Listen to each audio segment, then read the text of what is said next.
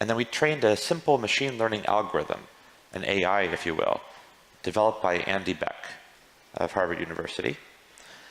And what we found was when a team of pathologists evaluated the expanded cancer biopsies and trained the machine learning algorithm, it did a lot better than when they used unexpanded, normal pathology specimens. So we've spun out a company now, Expansion Technologies, where we're hoping to actually see if we can revolutionize early detection of diseases. Something like 8 out of the 10 leading causes of death, if we can detect them earlier, we could help people more. And so this is one of my hopes, is that we have this mountain we want to climb of solving the brain, but along the way, can we help solve other problems too? So that was a story I wanted to tell you about space.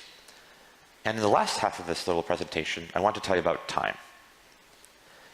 So the expansion method, of course, gives us great spatial information, but it won't work on a living system. If we want to look at and control high-speed electrical dynamics, the computations happening in the brain, we need a different technology. How do we do that? Well, another problem-solving strategy we practice is to try to think of every possible way of solving the problem. Suppose we want to deliver energy to the brain, and we want to control the electrical computations happening. Well, my co-inventor, Carl Deisroth, and I, we started just by thinking about every way of delivering energy to the brain. It could be sound, light, radio waves, and so forth.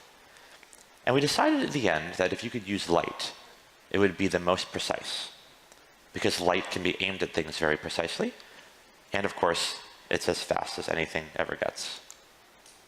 So the idea we brought forth was the following. What if we could make tiny solar panels, install them in brain cells, shine light on these solar panels, and the light would get converted to electricity, which of course is how the brain cells are computing. Then you have to bring light into the brain, but the brain doesn't feel pain, so you can bring light in with optical fibers, or more modernly, you can aim light in with microscopes. The tricky part is making the brain cell sensitive to light. How do you build a tiny solar panel? And it turns out the natural world solved it for us. This is a single-celled green alga, little plants that swim around in bodies of water. And the tails, or flagellae, are controlled by the eye spot that we just zoomed into. In this eye spot are tiny solar panels, proteins that convert light into electrical currents. These are called opsins. The algae use these opsins to steer those tails, or flagellae, to help them swim around and to help them photosynthesize optimally. To bright sunlight, and they might get damage, to dim sunlight, and they don't get energy. So we were very lucky. This molecule is encoded by a small gene, a small snippet of DNA. And we can take the small snippet of DNA and transplant it into brain cells. We can use gene therapy vectors, viruses that are already approved for human use to treat diseases, to transplant the gene into the brain cell.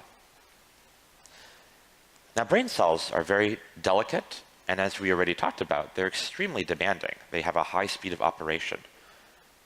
And so amazingly, these molecules from algae worked on the first try. Serendipitously, the natural world had evolved these molecules so that we convert light into electrical pulses that are not unlike the ones happening in your own brains right now as I say these words. When we shine light on the brain cells, which had manufactured the protein and installed them properly, they would fire these high-speed electrical potentials. So how do we use this in practice? Well, there are all sorts of tricks from the field of gene therapy where you can target a gene just to certain cells, or put a gene everywhere but have it only turn on in certain cells. So for example, brain cells, which come in many different sizes and shapes, and they have different molecules inside them, we can target just one kind of cell, like these little star-shaped cells. These are interesting cells because they're compromised in different diseases like schizophrenia. If we put these molecules into these cells and activate them with light, we can control them. We can use this to discover new patterns of activity that could treat diseases, and maybe someday even use it as a prosthetic directly.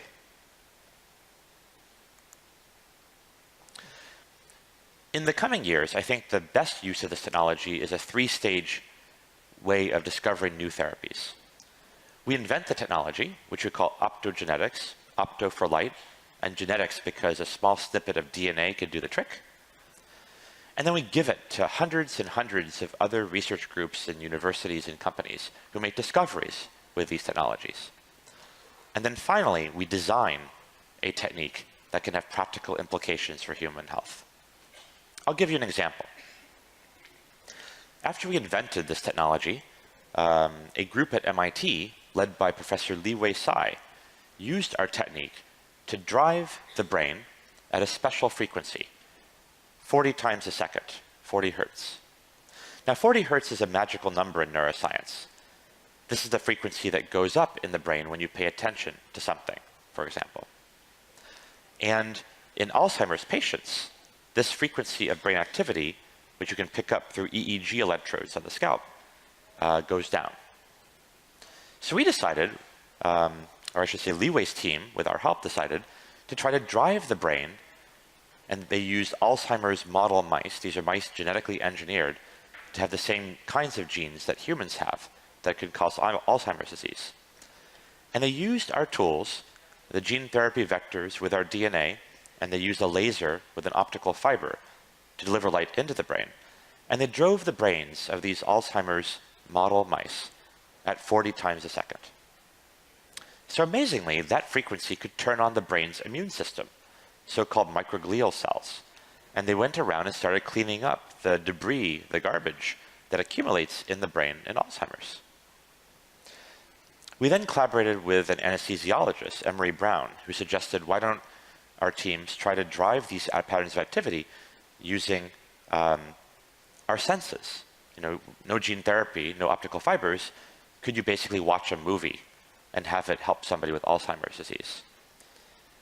So led by Liwei and her team, the collaborative set of people went on to develop blinking lights and now sounds that can be played at these frequencies. And in the Alzheimer's model mice, they actually got better. So Liwei and I have now co-founded a company, Cognito Therapeutics, to try to build effectively movies to treat Alzheimer's. And we just recently began human trials. Lots of things don't translate from mouse experiments to humans, but it's such a simple thing to test, so we thought we should test it. And so hopefully in the next year or so, we will know whether something as simple as a movie could be used to treat something as devastating as Alzheimer's disease. At this point, perhaps thousands of research groups are using these tools to discover parts of the brain or cells or patterns of activity that could have scientific insight or have therapeutic consequences. I'll give you one more example from Chris Fiorillo.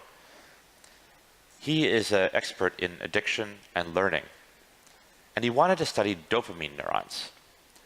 Now, I think some of us have heard of dopamine neurons. They're often talked about as the pleasure center of the brain. But of course, everything is more complicated than it sounds.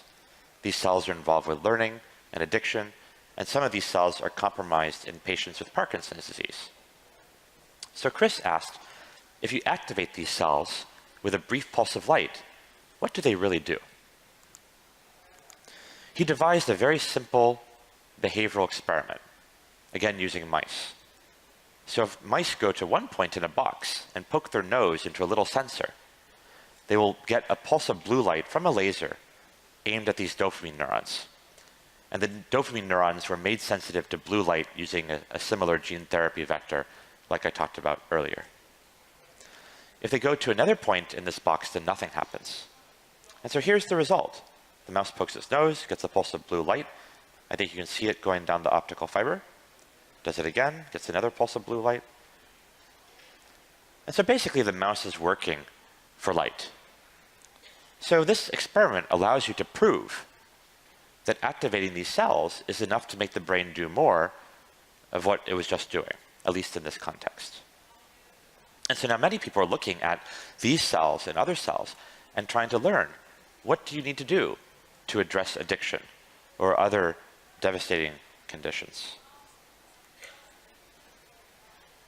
At this point, we're looking all over the Earth and all over the tree of life for new molecules that can allow us to control different brain functions with light and other kinds of energy. And it's becoming quite an expedition. We're even thinking about whether we need to do field work and go out on the ocean or to different parts of the Earth and find organisms that have interesting properties because they come from weird places on Earth, like Antarctica or the bottom of the ocean or other parts of the globe. I think one of the themes here is that serendipity is very important. These molecules didn't have to work. They came from a plant, but they did. And a lot of what we do in our research group is to try to engineer serendipity. Can we discover things by being lucky? And can we be lucky more deliberately? For example, we found another class of molecules could be used to turn neurons off. In many conditions, you want to decrease brain activity. If there's an epileptic seizure or other conditions where the brain is too active. And so we found that several classes of molecule can allow us to do the opposite of what I showed you earlier. Earlier I showed you we could turn neurons on. Now we found molecules that do the opposite and allow us to turn neurons off. This can also be used to discover new ways of confronting brain diseases. I'll give you one example from Akihiro Yamanaka's group. He studies narcolepsy, where people fall asleep at random and inopportune times. So again, starting with mice, he engineered a mouse where certain cells that make a molecule called orexin or hypocretin, you could turn them off with light. Due to histopathology and earlier molecular work, many people thought that these cells, deep in the brain, were responsible for narcolepsy.